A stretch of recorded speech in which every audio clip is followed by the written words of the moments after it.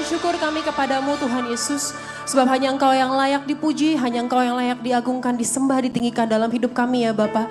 Kehadiran-Mu yang kami perlukan Tuhan.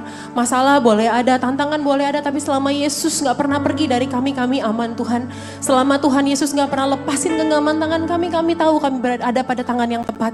Terima kasih Tuhan Yesus, terima kasih ya Bapa. Kami punya banyak alasan untuk tidak datang beribadah pada sore hari ini Tuhan. Tapi kami memilih untuk datang ke rumah-Mu Tuhan Yesus. Beribadah mencari wajah-Mu Tuhan. Untuk merayakan, untuk menyatakan kebaikan Tuhan dalam hidup kami. Sebagai rasa ucapan syukur kami kepadamu ya Bapa. Tuhan Yesus yang baik, kami sudah memuji meninggikan nama-Mu. Berkenanlah Engkau Tuhan menerima pujian penyembahan umat-Mu menjadi dupa yang harum di hadapan-Mu Tuhan. Kini Tuhan Yesus, kami mau buka hati kami Tuhan. Berbicaralah kepada setiap umat-Mu melalui hamba-Mu ini Tuhan. Pakai lidah bibir hamba untuk menyatakan isi hatinya Tuhan. Biar hanya firman yang murni yang diperkatakan di tempat ini. Biar sungguh Tuhan Yesus, apa yang hamba-Mu ucapkan, apa yang diterima dimengerti oleh jemaat-Mu, tepat sama seperti apa yang Tuhan maksudkan untuk disampaikan. Hadirat ruang Maha Kudus, kami mengundang untuk memenuhi tempat ini. Kami mengundang Roh-Mu yang kudus menguasai hati, jiwa, dan pikiran kami. Berbicaralah kepada setiap umat-Mu Tuhan Yesus. Kami siapkan hati kami untuk sambut kebenaran firman-Mu dalam satu nama yang penuh kuasa. Dalam nama Tuhan Yesus Kristus. Kerinduanku Bekasi. Mari sama-sama kita katakan amin. Sekali lagi berikan tepuk tangan buat Tuhan kita. Silakan duduk kembali Bapak Ibu Saudara sekalian kasih oleh Tuhan. Saya ucapin terima kasih kepada seluruh teman-teman yang telah mengambil bagian dalam pelayanan di sore hari ini. Terimalah salam dari mimbar yang kudus ini. Shalom Kerinduanku Church. Sekali lagi shalom Kerinduanku Church. Apa kabarnya sore hari ini? Luar biasanya agak kurang ya karena banjir ya. Ada yang rumahnya terdampak banjir atau jalan ke sini banjir tadi? Ada ya beberapa ya. Puji Tuhan, haleluya. Saya ngucap syukur saudara tetap terobos banjir, datang beribadah cari Tuhan. Saya percaya Tuhan perhitungan sebagai kebenaran. Amin. Amin. Puji Tuhan. Kita masuk dalam minggu yang ketiga. Bahan saya lumayan banyak. Hari ini ada 4 poin. Tapi saya akan berusaha untuk bisa sum up dalam waktu 40 menit saudara sekalian. Dan pasang telingamu. Nanti dulu sama handphonenya, nanti dulu sama kegiatan yang lain. Saya yakin, saya percaya pulang dari tempat ini saudara pasti diberkati. Amin. Judul khotbah saya pada sore hari ini adalah I honor you. Saya menghormati kamu. I honor you. Pakai tanda petik, pakai tanda quote unquote. Mengatakan bahwa itu kayak ucapan kita kepada orang lain. I honor you. Saya menghormati kamu. Kita baca dulu yuk. Dalam Roma 12 ayat yang ke-10. Roma 12 ayat yang ke-10. Kita baca sama-sama dengan suara yang lantang. 3, 2, 1. Yuk. Hendaklah kamu dan saling mendahului dalam memberi hormat. Hari ini saya pengen membahas mengenai honoring one another. Saling menghormati satu sama lain. Di minggu yang pertama kita bahas mengenai honoring God. Menghormati Tuhan dulu. Dasarnya harus benar dulu. Minggu yang kedua kita bahas mengenai honoring authority. Menghormati otoritas. Siapapun yang Tuhan tempatkan berada di atas kita. Otoritas di atas kita. Kita wajib untuk menghormatinya. Dan di minggu yang ini saya membahas kaya salib saudara. Kemarin kita bahas honoring dari sisi vertikalnya. Ke atas. Hari ini kita membahas mengenai honor, menghormati. Tapi dari sisi horizontalnya. Satu sama lain.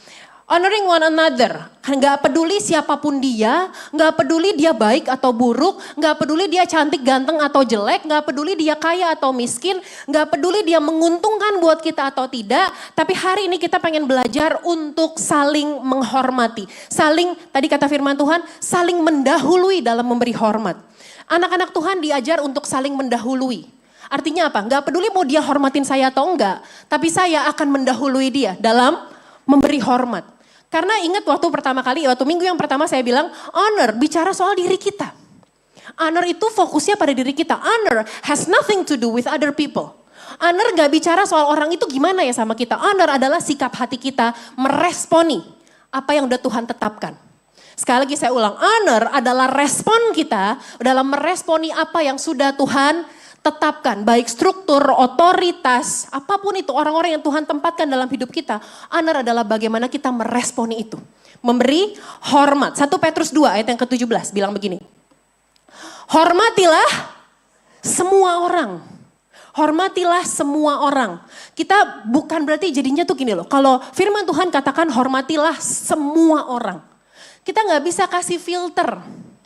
Kita filter orang-orang yang layak dapat honor atau enggak. Oh yang ini enggak kita pisahin, kita kasih blok.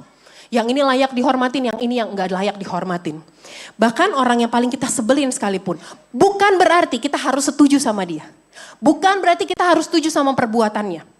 Bukan berarti kita harus setuju sama perkataannya, sama pemikirannya, sama perbuatannya. No, tapi honor bicara soal bagaimana kita memandang dia dengan hormat. Saya garis bawah ini.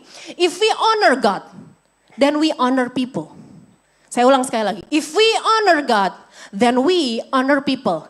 Kenapa? Karena kita menyadari bahwa dalam setiap orang, bahwa dalam semua orang ada tanda tangannya Tuhan di sana. Ada yang gak diciptakan sama Tuhan? Ada yang bukan ciptaan Tuhan? Ada yang lahir dari batu gitu ada? Kita semua adalah ciptaan Tuhan. Ini kalem banget mentang-mentang dingin di luar enak tidur kali ya? Saya tiru Pastor Giro aja lah. Khotbahku tergantung responmu. Cara menghormati hamba Tuhan adalah dengan jawab kalau ditanya. If we honor God, then we honor other people. Karena setiap orang ada tanda tangannya Tuhan. Semua diciptakan oleh Tuhan, semua ada DNA-nya Tuhan dalam setiap orang. Bukan hanya orang Kristen. Tapi bahkan mereka yang belum kenal Tuhan, emang mereka diciptain sama siapa? Bukankah Tuhan yang sama yang menciptakan dia dan kita? Ketika kita menyadari bahwa sama seperti saya, orang itu juga butuh kasih karunia Tuhan. Sama seperti saya, orang itu juga diciptakan oleh Tuhan. Sama seperti saya, orang itu juga diciptakan segambar serupa dengan Tuhan. Dari sinilah lahir rasa hormat ketika menyadari hal itu. Beberapa waktu yang lalu saya lupa antara saya baca di sosial media atau saya nonton di YouTube, sorry saya lupa. Tapi saya sudah mendengar kesaksian ada seorang laki-laki, seorang bapak-bapak, dia kecanduan dengan yang namanya pornografi. Kecanduan dengan nonton film porno. Sampai suatu hari Roh Kudus mengingatkan dia, ketika dia sedang menonton film porno, Roh Kudus mengingatkan dia bahwa aktor, aktris yang dia tonton untuk memenuhi nafsunya adalah sama-sama anak Tuhan. Bahwa ketika dia menyadari bahwa aktor, aktris yang dia tonton untuk memenuhi hawa nafsunya adalah sama-sama ciptaan Tuhan. Dan bahwa ketika dia menyadari aktor, aktris yang dia tonton adalah sama-sama anak dari seorang ayah dan ibu. Dia membayangkan kalau dia punya anak dan tubuh anaknya ditonton oleh jutaan orang untuk memuaskan hawa nafsunya. Bagaimana perasaan ayahnya? Dari situlah rasa hormat muncul. Honor begins. Ketika menyadari siapa pemilik orang itu. Siapa dia di mata Tuhan. Ada sebuah cerita saudara. Mungkin kalau kita di Indonesia nggak terlalu familiar. Karena kalau olahraga yang familiar di Indonesia apa? Sepak bola ya. Sepak bola atau bulu tangkis. Olahraganya rakyat Indonesia. Tapi di Amerika mereka tuh terkenal banget sama baseball. Olahraganya mereka tuh, mereka baseball lah gitu. Ada satu atlet baseball namanya Babe Ruth. Dia 2 tahun 1920-an lah, udah lama, udah legendaris. Di tahun 1923, dia ada pakai satu baseball bat, pemukulnya itu, tongkat pemukulnya. Dia pakai waktu dia first home run di Yankee Stadium, tahun 1923. Heboh banget pada masa itu, selebrasi kemenangan besar, Babe Ruth legendaris, atlet hebat lah, atlet baseball legendaris. Dan kemudian dia memberikan salah satu batnya, dia kasih kepada seorang anak sekolah yang ngambil olahraga baseball di sekolahnya dan mencetak home run terbanyak di sekolah itu. Namanya Victor Orsatti. Kemudian tahun 1984 Victor Orsatti meninggal. Selama dia sakit, dia punya seorang caretaker yang ngurusin dia. Namanya Marcia Napoli. Kepada Marcia Napoli beberapa barang-barangnya Orsatti dititipkan, dikasih ke susternya. Nih ambil aja kayak diwarisin gitulah. Marcia nggak ngerti, dia simpen beberapa barang termasuk bat baseball ini di bawah kolong tempat tidurnya. Selama 18 tahun, tongkat itu di bawah kolong tempat tidurnya, kayak barang tidak berharga.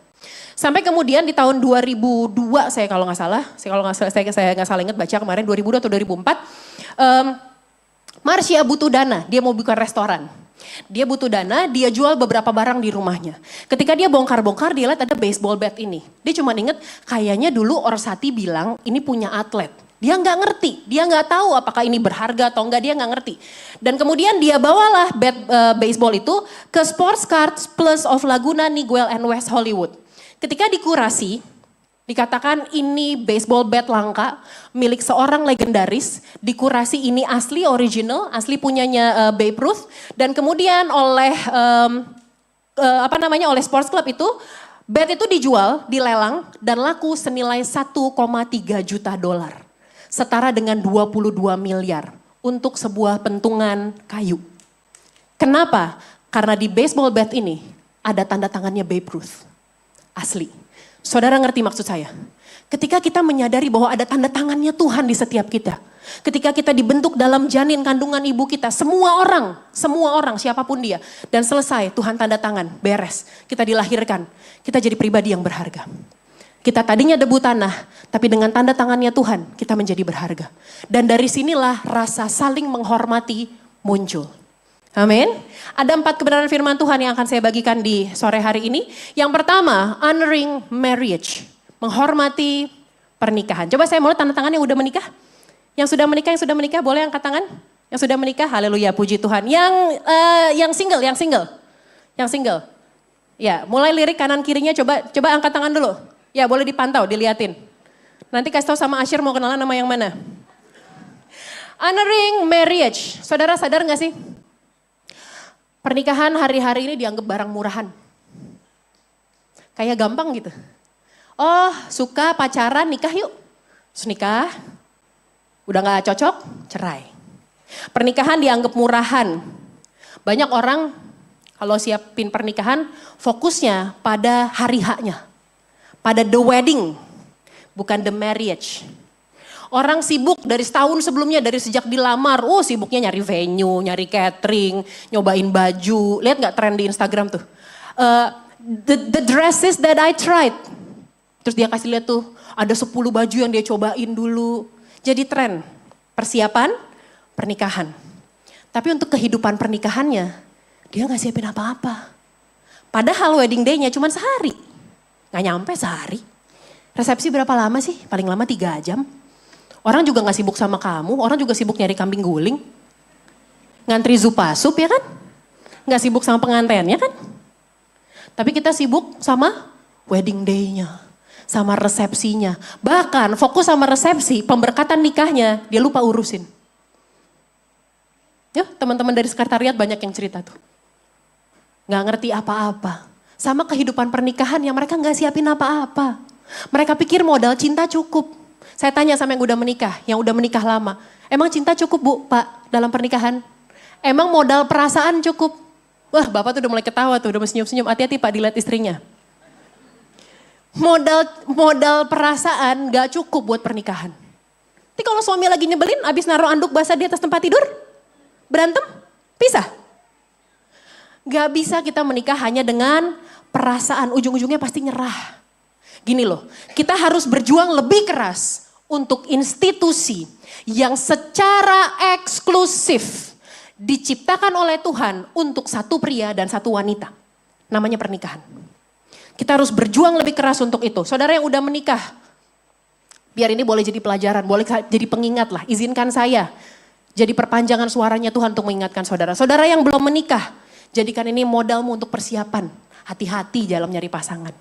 Hati-hati sebelum memutuskan langsung nikah gitu. Orang sekarang tadi saya katakan, lebih cenderung fokus di resepsi, bukan di pemberkatan gereja. Yang penting Instagram dulu deh. Yang penting diupload di Instagram bagus deh. Orang pre-wedding bisa di dalam laut. Orang pre-wedding ke hutan sebelah mana. Tapi lupa nyiapin kehidupan pernikahannya. Kehidupan pernikahannya kan gak sehari. Gak boleh tuker tambah. Dengar baik ya. Pernikahan adalah perjanjian yang kudus. Maleakhi 2 ayat 14. Dan kamu bertanya, ini ceritanya latar belakangnya Allah lagi marah sama bangsa Israel. Dan kamu bertanya, oleh karena apa? Oleh sebab Tuhan telah menjadi saksi antara engkau dan istri masa mudamu. Yang kepadanya engkau telah tidak setia. Padahal dialah teman sekutumu dan seperjanjian. Pernikahan adalah sebuah perjanjian. Yang disaksikan oleh siapa? Disaksikan oleh siapa? Disaksikan oleh Tuhan. Yang jadi saksi pernikahanmu bukan ketua RT, bukan kerabat dekat, bukan tulangmu. Yang menjadi saksi pernikahanmu adalah Tuhan. Tuhan yang menjadi saksi. Lihat ya, ini adalah ikatan disaksikan oleh Allah. Pelanggaran terhadap pernikahan is a serious thing. Dunia tuh nggak ngasih kavot pada pernikahan. Dunia nggak ngasih bobot. Dunia anggap pernikahan tuh barang receh gitu. Kayak ya udah lagi jatuh cinta nikah. Kalau udah nggak cinta, selingkuh, cari orang lain, cerai. Dunia tidak menganggap pernikahan sebagai satu hal yang kavot, yang berbobot. Padahal dulu lupa di undangan, walaupun undangannya Gokon Dohot Jojo itu, yang antara informasinya dengan turut mengundangnya berlembar-lembar. Apa ayatnya? Sebab apa yang telah disatukan Allah tidak boleh diceraikan manusia. 4-5 tahun pernikahan lupa sama undangannya. Lupa sama apa yang ditulis di undangannya. 1 Petrus 3 ayat 7 bilang begini, demikian juga kamu, hai suami-suami. Hai suami-suami. Halo suami-suami. Petrus yang manggil, Petrus bukan saya. Hiduplah bijaksana dengan istrimu sebagai kaum yang lebih lemah. Hormatilah mereka sebagai teman pewaris dari kasih karunia. Yaitu apa? Kehidupan. Apa janjinya? Supaya doamu jangan terhalang. Doa yang belum dijawab, doa yang terhalang. Langit itu kayak langit tembaga, tahu nggak? Doa kita nggak bisa nyampe ke atas, berkatnya Tuhan nggak bisa turun ke bawah. Kayak ada something yang nutupin di atas kita. Kalau apa? Kalau hidup tidak hormat dengan teman pewaris kasih karuniamu. Saudara kalau mau tanda tangan waris harus ada tanda tangan kan? Kalau mau jual rumah gitu, tanda tangan semua pihak kan, suami istri tanda tangan. Kalau suami istri nggak sepakat tanda tangan, berkatnya nggak bisa rilis. Berkatnya nggak bisa turun. Yaitu apa? Kehidupan. Makanya ayat ini yang kita pakai jadi dasar untuk retret pasutri pertamanya kita. Married Couples Retreat. Saya di sini bukan mau jualan. Enggak, bukan. Tapi saudara, tuh lihat ayatnya. 1 Petrus 3 ayat yang ke-7. Pewaris kasih karunia Allah. Karena kita pengen Jemaat Kerinduanku Church kembali sadar. Kembali inget gitu loh. Pernikahanmu itu dari Tuhan. Pernikahanmu itu Tuhan yang ciptain. Tuhan yang inisiasi, Tuhan yang jadi saksi. Ingat istrimu tuh siapa? Pewaris, teman pewaris dari kasih karunia Allah, yaitu kehidupan. Saudara yang udah menikah, saya encourage saudara untuk daftar, beneran deh. Kita gereja bukan cuma sekedar bikin acara, bukan nyari duit, enggak, bahkan gereja nombok. Gereja subsidi tutupin kekurangannya. Tapi ini investasi buat pernikahanmu. Kalau di sini kan kalau khotbah satu arah kan. Di retret kita bisa tanya jawab. Dengan para pendeta ada sesi konseling secara pribadi pasangan. Dengan para hamba Tuhan. Saudara belajar. Apa yang kita investasikan di sini gak sebanding sama ributnya pernikahan. Sama, mohon maaf ya, sama blow-on-blow-onnya kita ngadepin pernikahan. Sama keributannya, sama mungkin harga perceraiannya. Sama mungkin harga anak-anak, ngeliat nih papa mama gue gimana sih? Gak sebanding. So saudara masih ada program cicilan, masih bisa dalam program cicilan. Saudara yang tergerak boleh daftar tanya kepada pihak panitia, kepada teman-teman panitia. Yuk kita lanjut. Berikutnya, how we honor marriage starts from how we see it. Bagaimana kita menghormati sebuah pernikahan bermula dari bagaimana kita memandang pernikahan. Kalau kita memandang pernikahan gak pakai kavot, recehan, remeh, ya udah, buat kita pernikahan ya udahlah, mau nggak mau lah, ya udahlah. Kenapa sih nikah? Dikejar orang tua. Kenapa sih nikah? Ya kepepet. Kenapa sih nikah? Ya kebutuhan hidup. Contohnya apa? Oh sorry, Ibrani 13 ayat yang keempat. Ayat ini penting sekali buat setiap kita. Ibrani 13 ayat yang keempat. Hendaklah kamu semua penuh hormat terhadap perkawinan. Dan janganlah kamu mencemarkan tempat tidur. Sebab orang-orang sundal dan pezina akan dihakimi Allah.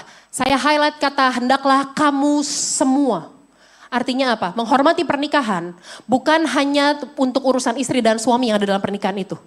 Tapi semua orang yang tidak ada dalam pernikahan itu. Hormati pernikahannya. Hormati pernikahan orang lain. Jangan alasan gitu, jangan alasan pacaran sama suami orang.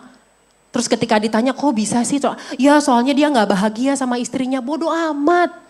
Bukan urusanmu, dia mau gak bahagia kek, dia mau muntah-muntah tiap lihat istrinya kek. Dia mau sakit perut tiap istrinya kek, bukan urusanmu. Suami itu, laki-laki itu bukan milikmu. Laki-laki itu milik istri dan anak-anaknya. Bukan milikmu dan tidak akan pernah jadi milikmu.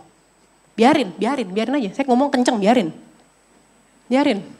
Kadang udah ngomongin gini juga kadang-kadang masih pura-pura budak. Jangan alasan gitu loh, ganggu rumah tangga orang. Udah tahu bosmu punya istri. Udah tahu teman kantormu punya suami. Masih so baik, so perhatian. Nyari apa sih? Nyari tantangan, pester, adrenalin. Naik roller coaster sana. Jangan ganggu rumah tangga orang. Halo. Hendaklah kamu semua penuh hormat terhadap perkawinan. Apa sih contoh-contohnya dishonor? Tidak menghormati perkawinan. Contohnya apa? Nih saya kasih yang simpel-simpel aja deh. Nganggep perselingkuhan biasa. Biasa semua juga begitu. Enggak kok, gak selingkuh kok. Cuman kalau misalnya pulang kantor, kalau weekend pastor kan pusing mumet. Diajakin bos karaoke ada LC-nya. Dianggap sebagai hiburan. Saya mau tanya sama ibu-ibu. Kalau nonton web series, drama tentang perselingkuhan. Ditonton kan? Makanya tuh apa dulu layangan putus? Laku kan? Nonton kan lu semua? Ikut emosi kan sama si Aris kan? It's my dream mas, my dream. Ya kan? Karena kenapa? Seru kan ngeliatin drama rumah tangga orang tuh seru kan? Menarik kan kita ngeliatin rumah tangga orang? Perselingkuhan dianggap biasa, semua juga begitulah, udahlah. So oke lah, kaku banget sih. Gak usah setia-setia banget lah, setia-setia. Emang kita ST12 setia band? Ngapain sih? Dishonor terhadap pernikahan, kesetiaan dianggap kuno. Nih, deket-deket secara fisik dan emosional pada pasangan orang lain. Nah, WA-WAan, tahu pernah dengar istilah micro cheating nggak? Micro cheating, selingkuh mikro. WA-WAan, kita udah punya pasangan nih. Atau kita single nih, kita WA-WAan sama suami orang, sama istri orang, tapi care-carean gitu. Udah pulang kerja, udah mandi belum? Ih, kok lu yang pusing sih udah mandi atau belum? Dia naik tempat tidur kotor juga tempat tidur dia, bukan tempat tidur kamu. Tahu kan WA-WAan yang care-carean, awalnya dari ini kirim-kiriman reels. Kirim-kiriman reels terus saling react, love. Lanjut kemana-mana. Flirting sana sini, DM gak jelas. Lihat ada teman kantormu masih single foto selfie. Komen, cantik banget, seger banget hari ini. Pakai jeruk nipis biar seger. Kenapa sih? Usil gitu. Hormati pernikahannya loh. Hormati pernikahannya. Kalau kamu taruh deh pakai ini kan. Perasaan saya kan saya nggak bisa kontrol pastor. Perasaan itu muncul begitu saja. At least hormatin apa yang Tuhan bangun sama hidup dia. Pernikahannya dibangun oleh Tuhan. Makanya tadi saya katakan if you honor God, you will honor people. Karena kamu tahu itu sistem yang dibangun sama Tuhan. Jangan ganggu rumah tangga orang. Jangan sosok gini nih, nganterin teman kantor cewek pulang, udah malam habis lembur. Terus alasannya kasihan hujan. Pesenin aja tuh Grab, pesenin taksi. Kenapa mesti kamu yang nganterin? Emang kamu di mobil diem-dieman, dia duduk di belakang. Kamu di depan nyetirin, enggak kan? Ngobrol kan? Ngobrol, hujan-hujan, macet. Emang ngomongin kerjaan? So ngomongin kerjaan terus tar ceweknya bilang, udah dong mas kita baru habis lembur capek ngomongin kerjaan. Jangan buka celah. Dengar baik, jangan buka celah. Saya pernah sampaikan di khotbah saya. Iblis gak butuh celah gede untuk masuk dalam hidupmu. Nih, saya tuh di rumah pakai rentokil saudara. Tahu rentokil ya, pest control tuh, yang anti tikus. Semua udah ditutup tuh, celah-celah semua ditutup, pakaian kawat nyamuk semua ditutup, terus jebakan-jebakan tikus di mana-mana. Sampai suatu hari bunyi tuh di plafon, duduk, wah ada tikus nih. Kita panggil orang rentokil kontrol ke rumah. Dia cari, ketemulah ada satu kawat nyamuk robek, kecil segini doang. Orangnya bilang, nih bu dari sini nih bu, celahnya masuk. Saya bingung kan, kok dok lagi mau ngomong dok lagi, mas kok bisa masuk? Itu kecil banget loh celahnya. Gimana caranya tikus bisa masuk? Orang rentokil bilang gini, bu tikus gak butuh celah gede buat masuk rumah. Cuman butuh 2,5 senti. Badannya fleksibel katanya. Cuman butuh celah kecil. Di situ Roh Kudus taruh rema dalam hidup saya. Iblis gak butuh celah gede. Mulai kompromi aja sama hal-hal kayak gitu. Masuk dia.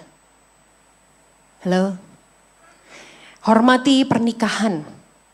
Jaga jarak sehat dan benar. Saya sama Pastor Gideon punya kesepakatan dari awal menikah. Kami berdua tidak membalas WA, chat dari lawan jenis di atas jam 10 malam. Jam 9, jam 10 malam. Kalau WA kita cuma baca dari notification, balasnya besok. Kecuali amat sangat urgent. Harus segera. Cuman baca, balasnya besok. Kadang kalau ada ini, WA siapa Beb? Kalau misalnya kayak tim saya, Ripka, Yaya, oh. Tapi kalau misalnya ini WA, balasnya besok aja. Ya. Jaga jarak. Jaga jarak sehat. Jaga jarak aman. Jangan nih, sama ini nih, satu bentuk menghormati pernikahan. Jangan suka gosipin rumah tangga orang. Jangan suka ngurusin rumah tangga orang. Halo? Jangan suka, sama gini, kau yang udah menikah, jangan suka ceritain masalah rumah tanggamu sama orang lain. Hormati suamimu, hormati istrimu. Jangan cerita di rumah nih, laki gue nih nyebelin banget nih. Ceritain masalahnya. Hormati pernikahanmu. Gak semua masalah adalah konsumsi publik. Amin. Yuk, poin saya masih banyak. Yang kedua, honoring elders. Honoring elders, menghormati orang yang lebih tua. Bukan parents, tapi elders, orang yang lebih tua. Imamat 19 ayat 32. Engkau harus bangun berdiri di hadapan orang ubanan dan engkau harus menaruh hormat kepada siapa? Orang yang tua. Dan engkau harus takut akan Allahmu. Akulah Tuhan. Saudara lihat ayat ini menarik sekali. Ayat ini menarik sekali. Menghormati orang tua dikaitkan langsung. Lihat kalimat terakhirnya. Engkau harus takut akan Allahmu. Akulah Tuhan. Tuhan menyatakan otoritasnya. Tuhan menyatakan identitasnya pada ayat ini. Akulah Tuhan. Naruh hormat pada orang tua dikaitkan langsung dengan takut akan Tuhan. Menarik ya. Amsal 16 ayat 31. Rambut putih adalah mahkota yang indah yang didapat pada jalan kebenaran. Apa maksud ayat ini? Orang yang udah berumur, elders, seniors, mereka tuh kaya pengalaman. Mereka tuh kaya pengalaman. Kamu anak-anak muda, boleh mungkin sekolahmu lebih tinggi. Boleh mungkin bahasa Inggrismu lebih lancar. Bahasa Koreamu lebih lancar. Boleh mungkin kamu kalau pakai iPhone sih paling ngerti tuh. Gimana. Ada orang tua gitu kan. Ini gimana sih caranya mama mau WA kok gak bisa sih. Ini kok mama mau check out Shopee kok gak bisa sih. Terus kita menganggap mereka orang tua remeh. Tua dasar. Jadul dasar orang zaman dulu. ABG vintage. Tuh istilahnya tuh sekarang tuh ABG vintage. Tapi ada satu loh yang kita gak akan pernah bisa menang dari mereka. Apa namanya? Pengalaman. Anak-anak muda, belum tentu umur kita nyampe umur mereka loh. Mereka yang udah 70, 80 tahun kamu anggap, udah tua jalan susah. Belum tentu umur kita nyampe umur mereka. Mau sepinter apapun, sehebat apapun kamu sekolah tinggi, di luar negeri, di luar angkasa, di luar nalar sekaligus. Tapi pengalaman dia, kita gak akan pernah bisa kalahin. Orang-orang tua, orang-orang elders 70, 60, 70, 80 tahun. Mereka tuh udah banyak ditempa sama kehidupan. Yang kita mungkin belum jalanin. Pandang mereka sebagai tokoh pribadi yang tangguh lewatin puluhan tahun masalah. Dan mereka berhasil lewatin itu sampai hari ini. Mereka berhasil kuat lewatin badai dalam hidup mereka. Badan mereka kuat lewatin penyakit yang udah datang sama hidup mereka. Mungkin kaki mereka udah mulai sakit, punggung mereka udah mulai sakit. Saya juga masih muda udah sakit pinggang sih tapi. Punggung udah mulai sakit, kaki udah mulai sakit, badan mulai lemah. Tapi lihat tubuhnya berhasil lewatin itu loh. Halo? Makanya dikatakan rambut putih adalah mahkota yang indah. Karena gambarin apa? Kemenangan-kemenangan dalam hidupnya. Lewatin banyak hal. Kalau ketemu sama orang tua, ajak ngobrol. Dengerin deh.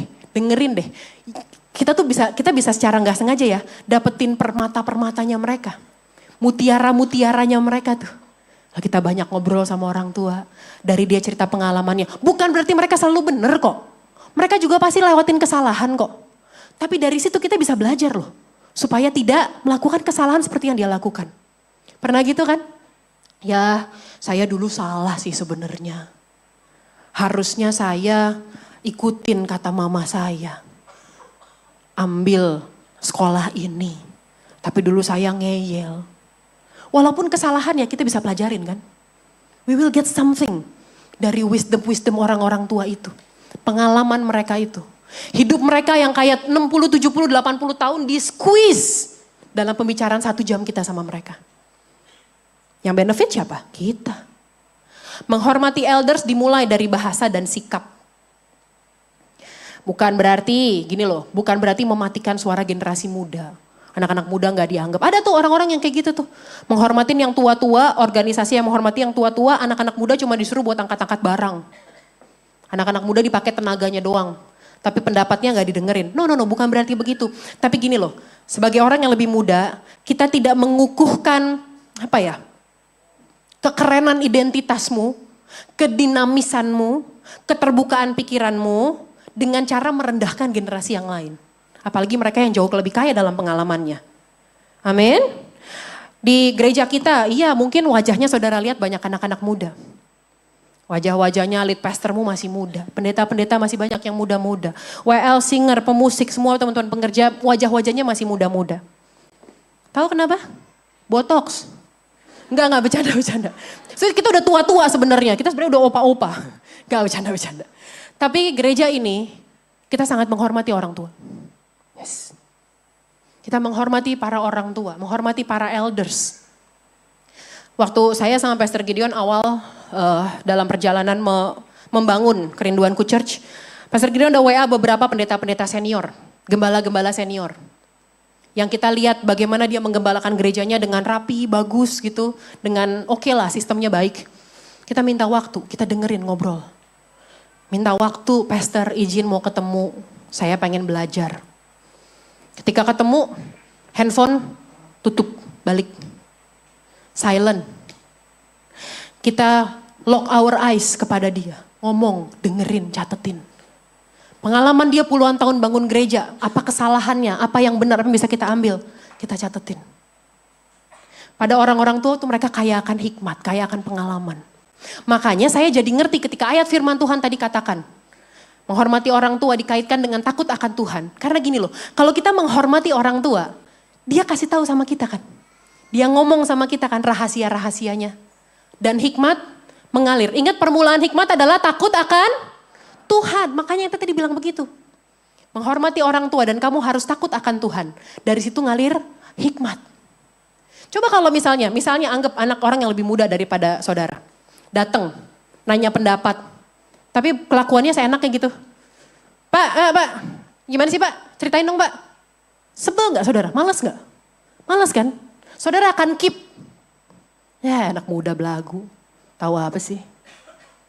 Tapi ketika kita memberikan hormat, dia buka dirinya. Dia ceritain. Mengalirlah hikmat itu. Amin. Yang ketiga, honoring. Nah biar equal nih. Banyak dapat DM ketika bahas soal honoring parents. Terus dia bilang, saya mau pastor nurut firman Tuhan, honoring parents. Tapi orang tua saya gak bener pastor. Gimana caranya saya menghormati orang tua saya? Makanya poin yang ketiga, honoring children. Nah orang-orang tua nih mulai jengah nih dengarnya nih. Gimana sih honoring children bukannya anak-anak yang diajar untuk menghormati orang tua? Masa kita yang diajar untuk menghormati anak-anak? Matius 18, ayat yang kelima aja langsung. Matius 18 ayat yang kelima. Dan barang siapa menyambut seorang anak seperti ini dalam namaku. Yesus yang bilang. Nyambut anak-anak. Kayak nyambut, dia menyetarakan dirinya. Kamu menyambut seorang anak seperti ini dalam namaku. Kamu nyambut aku. Tuhan suruh murid-muridnya belajar liatin kayak anak kecil katanya. Saudara, ya ini ayat ini menjadi menarik kenapa? Karena di zaman Yesus pada masa itu, anak itu tidak punya status hukum yang kuat. Mereka tidak punya suara dan mereka biasanya diabaikan. Mereka mudah diabaikan. Tapi Yesus menariknya, Yesus malah taruh anak-anak di tengah budaya yang seperti itu. Yesus taruh anak-anak di tengah-tengah murid-muridnya, di tengah orang-orang Yahudi, dia bilang nih, Kalau kamu nyambut anak ini, kamu tuh nyambut aku loh. Yesus mengajarkan untuk nih, Mazmur 127 ayat yang ketiga. Sesungguhnya anak-anak lelaki adalah milik pusaka daripada Tuhan. Buah kandungan adalah suatu upah. Tunggu dulu yang perempuan, jangan baper dulu. Jangan pikir anak-anak laki-laki doang. Makanya itu ada lanjutannya, buah kandungan. Siapa yang punya buah kandungan?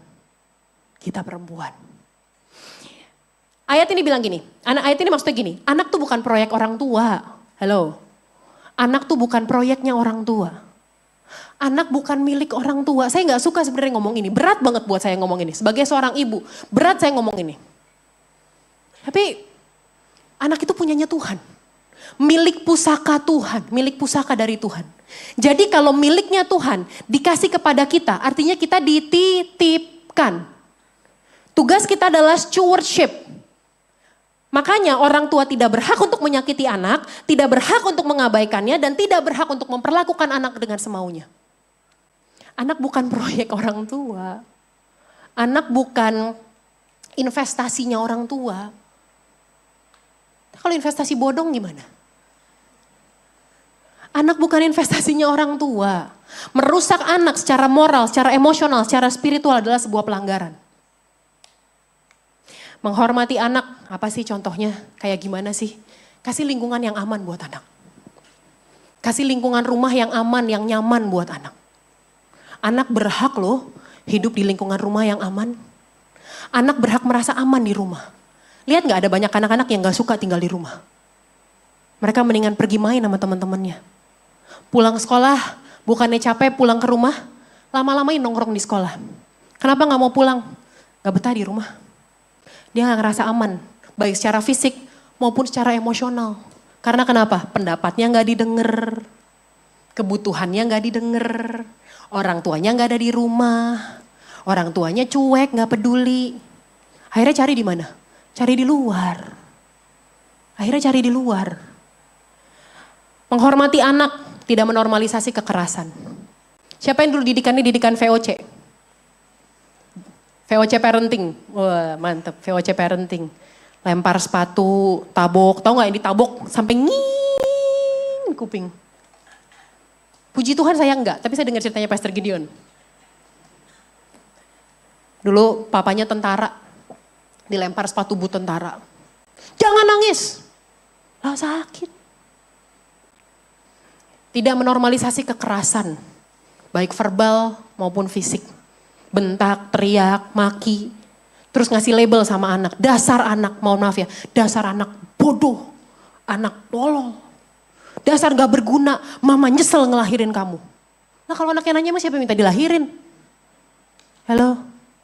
Ada anak yang minta dilahirin? Gak ada. Anak semua buah doa dari orang tuanya. Kamu yang minta punya anak dari Tuhan. Kamu yang minta Tuhan memberkati pernikahanmu dengan seorang anak, dengan seorang keturunan. Anak gak pernah minta dilahirin. Perlakukanlah dia dengan hormat. Ada tanda tangan Tuhan loh di anakmu. Menghormati anak, memberikan hak pendidikan. Prepare their future, siapin masa depannya. Siapin pendidikannya. Bukan berarti harus selalu kasih sekolah yang mahal, no. Kalau ada berkatnya, ada aksesnya, go ahead, puji Tuhan. Tapi setidaknya pikirkan mengenai pendidikannya. Jangan dibiarin main mulu. Pulang sekolah jam 1, jam 2, lari ke lapangan. Pulang udah tengah malam, main di mana sih tuh anak? Terus biarin aja gitu, bangun telat biarin aja, gak pengerjaan PR biarin aja, ulangan jelek biarinin aja. Persiapkan masa depannya, dia berhak mendapat pendidikan. Makanya firman Tuhan di Ulangan bilang, ajarlah kepada anak-anakmu dengan berulang-ulang. Ngomongin firman Tuhan. Ngomongin janji-janji Tuhan kepada bangsa Israel. Dikatakan kasih tahu ke anakmu, ulang-ulang. Ajarin kepada anakmu, ulang-ulang. Kasih tahu dia tentang Yesus, berulang-ulang. Kasih contoh dia tentang kehidupan rohanimu, berulang-ulang. Jangan kasih tanggung jawab spiritual anak kepada guru sekolah minggu. Guru sekolah minggu ketemu cuma seminggu sekali. Paling sejam setengah. Habis itu main game. Engkau adalah guru spiritual pertama anakmu loh. Anak, kamu bilang, kamu tuh kalau apa-apa doa cari Tuhan. Tapi anak gak pernah lihat orang tuanya berdoa. Kamu tuh baca Alkitab dong. Alkitab aja nggak ada di rumah. Kamu tuh doa dong. Lah mama aja doa makan. Doa makan juga cuma amin. Anak mau belajar apa? Kamu tuh kalau di gereja diem. Jangan main handphone mulu. Tapi mamanya sambil ngecekin TikTok. Ajarin. Memberikan hak kesehatan. Mohon maaf saya kedengarannya akan bawel banget di sini. Beberapa waktu yang lalu saya mendengar cerita dari seorang tenaga kesehatan. Sekarang pasien hemodialisis, pasien cuci darah, bukan lagi orang-orang tua. Kita kan pikir penyakit oma-oma ya. Gagal ginjal, penyakit oma-oma, opa-opa. No, anak 10 tahun sudah cuci darah. Karena kenapa? Kelainan ginjal? Bukan, makan junk food. Minum minuman yang pewarna. Kebanyakan manis, kebanyakan gula, darahnya kental, ginjalnya rusak, gagal ginjal. Dari umur 2 tahun disuapinnya frozen food. Mau yang simple, orang tuh zaman sekarang mau yang simple kan? Pikir apa? Udah capek, stres, maunya yang gampang. Mau tau gak makanan paling gampang apa? Telur. Ih beneran. Kita dulu berpikir makanan paling gampang apa? Mie instan, frozen food, tinggal goreng. Itu akibatnya. Banyak orang bilang, abis gak tega anaknya nangis-nangis, minta itu minuman yang warna-warni, gak tega. Lebih gak tega mana lihat anakmu nangis-nangis sekarang sama anakmu masuk dalam ruangan hemodialisis. Hidupnya seminggu 2 kali bergantung sama alat. Halo? Anak berhak loh dapat kesehatan loh. Anak berhak loh punya gaya hidup yang sehat, itu hak dia. Menghormati anak berarti memperhatikan hak kesehatannya. Memperhatikan hak kesehatannya. Jangan nanti kita nangis-nangis gitu. Jangan gini loh, mohon maaf ya. Aku percaya anakku sehat. Organ tubuhnya sempurna, tapi kita kasih makannya racun melulu. Kan gak make sense kan? Halo? Ya, Bu, Pak. Anak berhak mendapat kesehatan. Tidak mengeksploitasi anak, memaksakan mimpi kita sama anak. Siapa yang dulu tuh mungkin orang tuanya misalnya gagal pengen jadi polisi terus gagal, anaknya yang dipaksain harus jadi polisi. Padahal anaknya punya mimpi yang lain. Padahal anaknya punya panggilan yang lain. Tapi orang tua memaksakan, mengeksploitasi, memaksakan mimpinya kepada anak. Saya sama Pastor Gideon sepakat. Atas anugerah Tuhan, kiranya Tuhan bimbing kami, tuntun kami terus. Kami berdua sepakat kalau anak-anak gak mau jadi pendeta, it's okay. Kita gak akan maksa. Saya cuma minta 1, 2. Anak-anak cinta Tuhan dan takut Tuhan. Selama mereka cinta Tuhan, takut Tuhan, mau apapun mereka jadi apapun, mereka pasti gak akan aneh-aneh. Benar gak? Mau jadi apapun. Mau dibilang nanti yang nerusin kerinduanku church siapa? Lo kerinduanku church punya Tuhan kok, bukan punya saya. Terserah Tuhan mau panggil siapa untuk meneruskan gereja ini, untuk memimpin gereja ini, terserah. Kami berdua sepakat, enggak. Kalau anak-anak punya panggilan yang lain, silakan. Biar panggilan Tuhan aja yang digenapi dalam hidup mereka, bukan mau orang tuanya. Amin. Nih apalagi, Efesus 6 ayat yang keempat. Dan kamu bapak-bapak, janganlah bangkitkan amarah di dalam hati anak-anakmu. Tetapi didiklah mereka dalam ajaran dan nasihat Tuhan. Selama mereka cinta Tuhan, selama mereka takut Tuhan, they will be fine. They will be fine.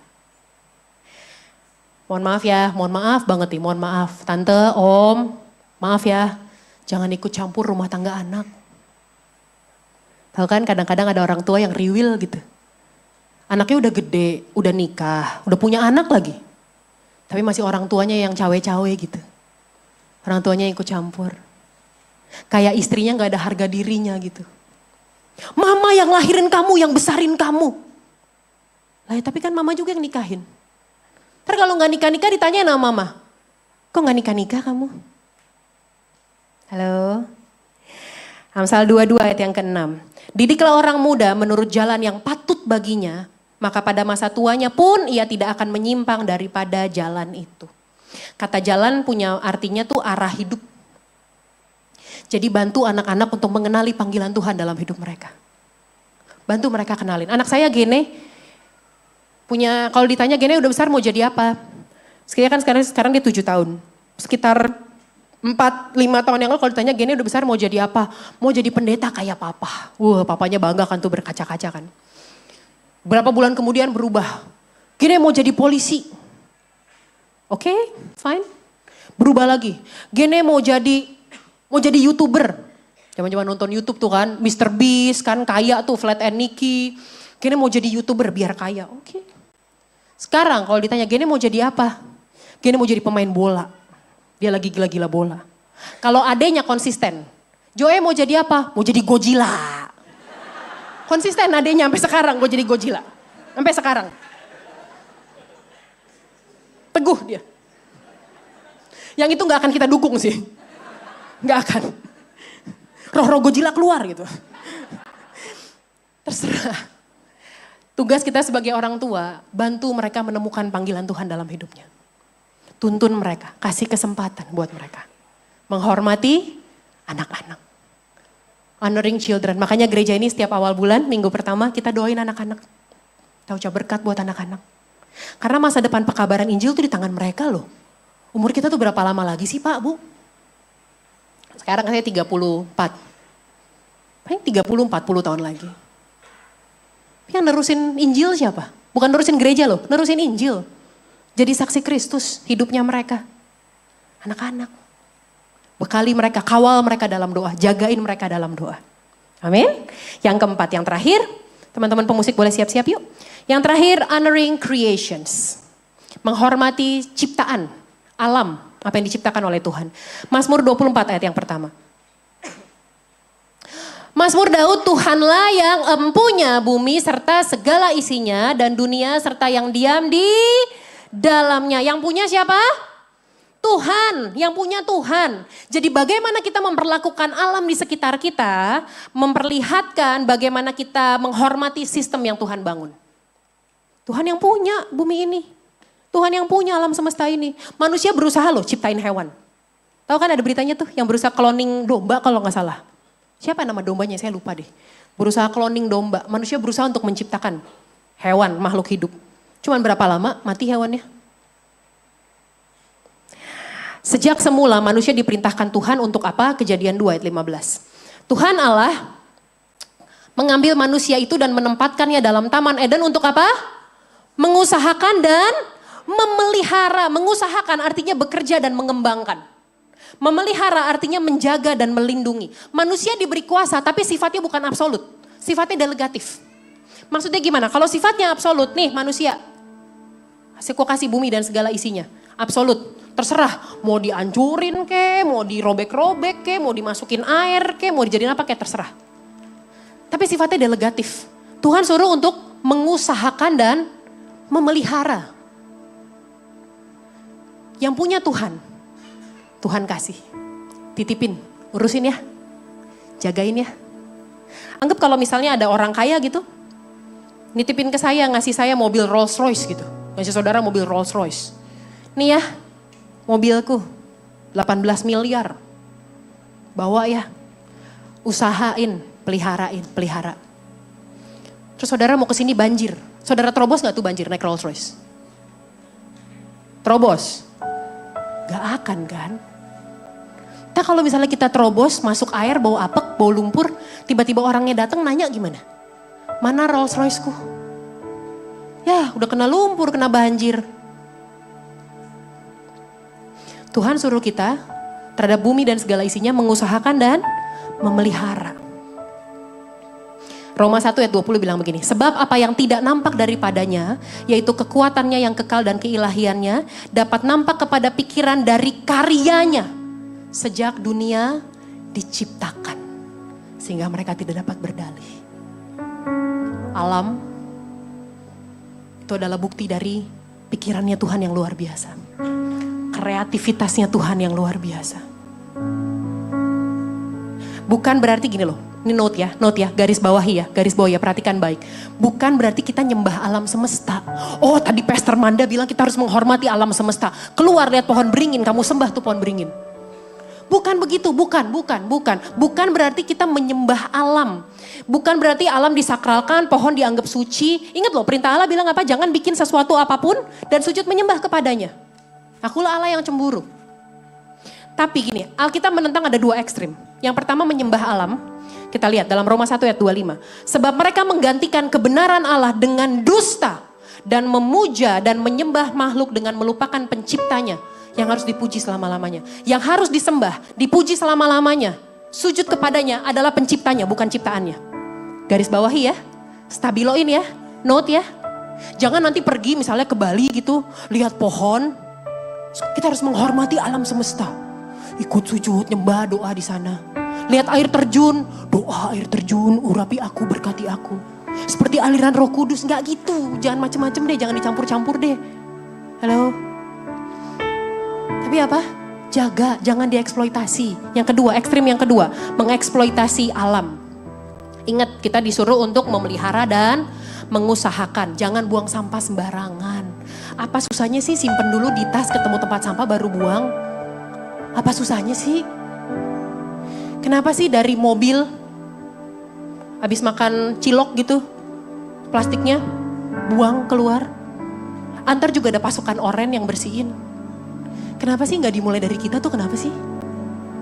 Mohon maaf ya, habis gereja sampah, bekas pot perjamuan, tisu-tisu, tuh ada tempat sampah tuh di situ tuh. Teman-teman Asyir juga biasanya standby kan bawain kantong plastik. Apa susahnya sih? Saudara tahu nggak di Jepang, negara yang terkenal amat sangat bersih itu, saudara susah banget ketemu tempat sampah. Kita pikir oh Jepang bersih, pasti tempat sampah banyak di mana-mana. No, nggak ada tempat sampah. Susah nyari tempat sampah. Tahu sampahnya di mana? Mereka kadang-kadang bawa kantong khusus untuk sampah. Mereka habis minum, punya tisu, masukin situ.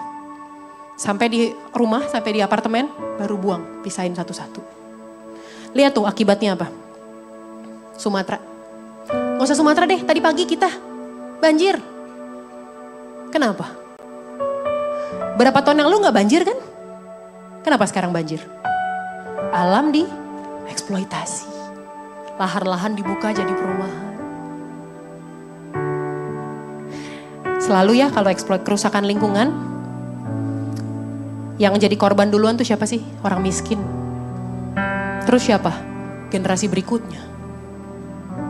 Tanya deh sama dirimu. Lingkungan seperti apa yang pengen kamu kasih buat anak-anakmu nanti?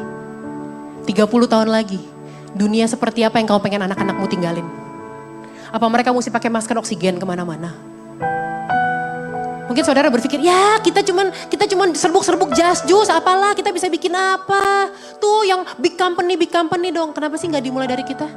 Kalau kita bisa lakuin sesuatu, why don't we? Why don't we? Hal simpel kok. Ya.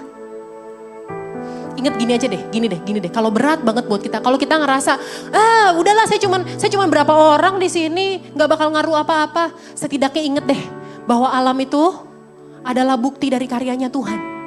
Allah yang tidak kelihatan dinyatakan lewat apa yang Dia ciptakan. Setidaknya hormati apa yang udah Tuhan bangun, itu aja deh. Taruh rasa hormat dulu sama Tuhan. Dengan cara jaga apa yang Dia ciptakan. Apa yang Dia kasih untuk kita, usahakan dan pelihara. Amin. Amin. I honor you. Saya menghormati kamu. Sebagai teman sesama yang setara. Hormati pernikahan. Hormati orang-orang yang lebih tua. Hormati anak-anak. Dan hormati apa yang telah Tuhan ciptakan. Amin.